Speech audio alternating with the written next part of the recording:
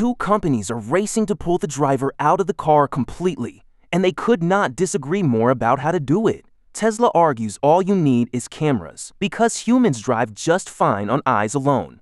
Waymo uses cameras too, but says that alone is reckless, so it piles on spinning lasers, radar, and a map of the city accurate down to the centimeter.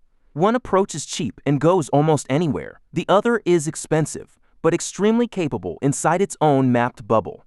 So, in 2026, with Tesla's robotaxi finally on the road and Waymo driving with nobody in the front seat, everyone is asking the same thing. Who is actually winning? The honest answer is stranger than either side wants to admit.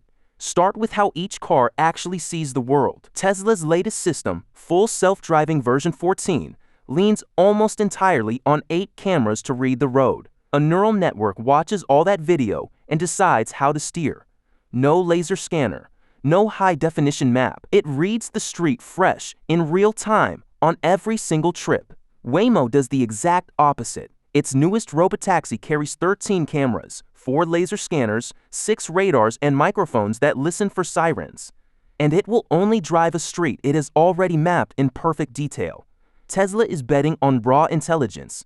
Waymo is betting on total certainty. Now follow the money, because this is where the two bets really break apart. All of Tesla's sensors add up to roughly $1,000 to $2,000 per car. Waymo's sensor stack costs somewhere around $15,000 to $20,000 before you even pay for the vehicle underneath it.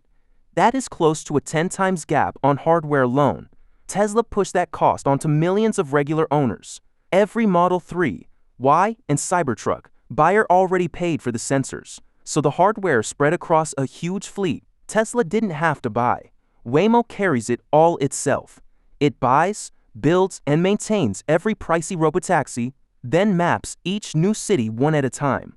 So, one company scales like software, copy and paste. The other scales like a construction project, city by city.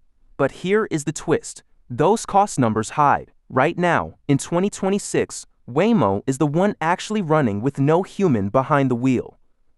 Fully driverless, paying passengers, live in 6 major cities and expanding to 9 more this year. Tesla's robotaxi is carrying riders too. But for now, a safety operator is still on board, ready to intervene. So on the thing that matters most, trust with nobody driving, Waymo is simply further ahead.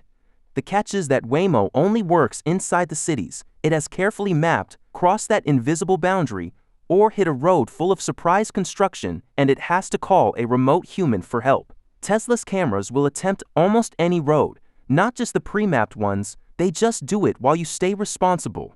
And in heavy snow or blinding sun, cameras alone are still the hard problem nobody has fully solved. Which brings us back to who wins and why that is the wrong question.